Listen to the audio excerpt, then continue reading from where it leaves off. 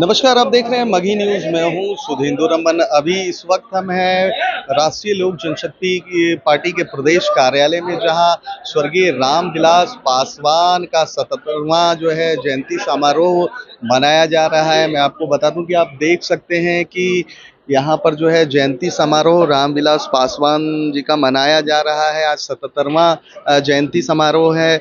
मैं आपको बता दूं कि आज जो पशुपति पारस हैं, केंद्रीय मंत्री, और उनके छोटे भाई हैं, उन्होंने यहाँ पर उनका 77वां जो जयंती है वो मनाया। पोस्टर के माध्यम से यहाँ पर देख सकते हैं जिस तरह से यहाँ पर पोस्टर लगा है। यहाँ पर रामविलास पासवान हैं अपने छोटे भाई पशुपति पारस जी को यहाँ पर उनके जन्मदिन पर केक खिलाते हुए। साथ ही साथ और भी मैं आपको तस्वीरें दिखाना चाहूँगा। जिस तरह से आज 77वां जन्म 77वां जयंती समारोह है, यहाँ पर देख सकते हैं कि तमाम वो पोस्टर लगे हैं जो कि इन दोनों भाइयों के प्रेम को दर्शा रहा है। इन्होंने हालांकि इन्होंने ये भी बताया, प्रेस वार्ता इन्होंने की थी, इन्होंने बताया कि किस तरह से इनके जो बड़े भाई थे रामविलास पासवान थे, इनको कितना मानते थे, कितना खगड़िया के एक छोटे से गांव से ये आते हैं। और उन्होंने बताया कि जिस तरह से जो हमारे राजनीति की शुरुआत हुई, उसका सारा श्रेय जो है रामविलास पासवान जी को जाता है। यहाँ भी आप देख सकते हैं जिस तरह से जो पोस्टर लगा हुआ है, जिस तरह से सारे जो पोस्टर लगा के लोगों के बीच में जो ये भाई, दोनों भाइयों के प्रेम को दर्शाने की कोशिश की गई है। जिस तरह से अभी तमाम जो अटकलें लगाई जा रही थी कि जिस तरह से जो चिराग पासवान हैं और पशुपति पारस, दोनों चाचा भतीजे में जो कह सकते हैं कि अभी जो संबंध है उतने मधुर नहीं है, लेकिन इन पोस्टरों के माध्यम से सभी लोगों में ये बताया जा रहा है कि नहीं, जो दोनों भाई थे, चाहे वो रामविलास पासवान हो चाहे पशुपति पारस, उनमें बहुत अच्छा संबंध था। तमाम वो पोस्टर लगाए गए हैं। मैं आपको बाहर भी ले चलता हूँ जहाँ पर एक और पोस्टर लगा हुआ है। यहाँ पर दिखाया गया है कि 1983 में दलित सेना का गठन किया गया था। आप देख सकते हैं इन पोस्टरों के माध्यम से कि यहाँ पर लिखा है कि 1983 में दलित सेना का गठन किया गया। स्वर्गीय रामविलास पासवान जी ने 1983 में दलित सेना का गठन किया था तथा 1989 में 9वीं लोकसभा में तीसरी बार चुने गए।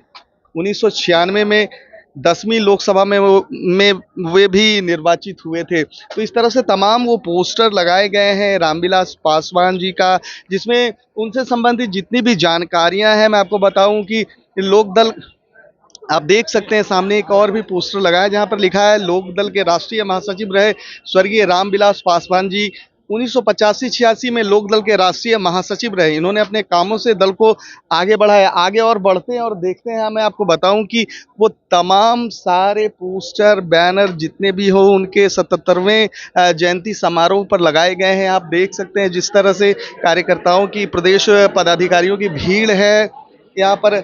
एक तरह से 77वें जो जयंती समारोह में है उनको नमन किया गया, उनको याद किया गया है इसी पोस्टरों और बैनरों के सहारे। उनको आप देख सकते हैं जिस तरह से यहाँ पर एक और पोस्टर लगा हुआ है। देख सकते हैं कि रेलवे खिड़की पे रामविलास पासवान नजर आ रहे हैं। खगड़िया में हुआ जन्म। मैं आपको बताऊं कि रामविलास पासवान का खगड़िया में जन्म हुआ था। बिहार के एक गरीब परिवार से आते 5 जुलाई 1996 को उनका जन्म हुआ था। वो तमाम सारी जानकारियां दी जा रही है जिससे कि रामविलास पासवान के जीवनी पर लोग देखें, सुने, समझें।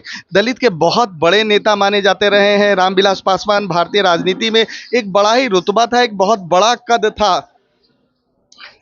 मैं आपको बताऊं कि जो खगड़िया का जो शहरबन्नी गांव है जहां रामविलास पासवान का जन्म हुआ था, एक बहुत ही रोचक बात बताऊं कि उस गांव में कोसी, कमला, बलान, बागमती नदियों का धाम है।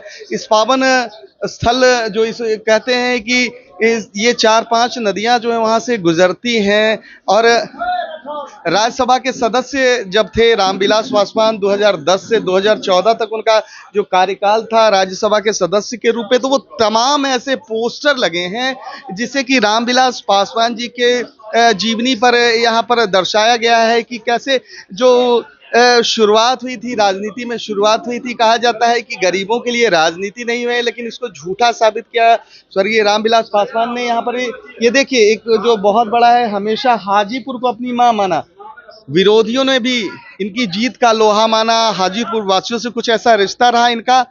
उन्होंने इनको हमेशा सबसे प्रिय नेता माना। मैं आपको बताऊं कि रामविलास पासवान जी के बारे में एक रोचक जानकारी कि अभी तक उतने वोटों से कोई नहीं जीता था। Guinness book of world record में उनका नाम दर्ज है। और जिस तरह से आज सम्मानित किया गया है, जिस तरह से उनको याद किया गया है, नमन किया गया है, भारतीय राजनीति के अपराजय पुरोध योद्धा रहे हैं रामविलास पासवान। फिलहाल तमाम हमारी ऐसी खबरों को देखने के लिए आप देखते रहिए मगही न्यूज।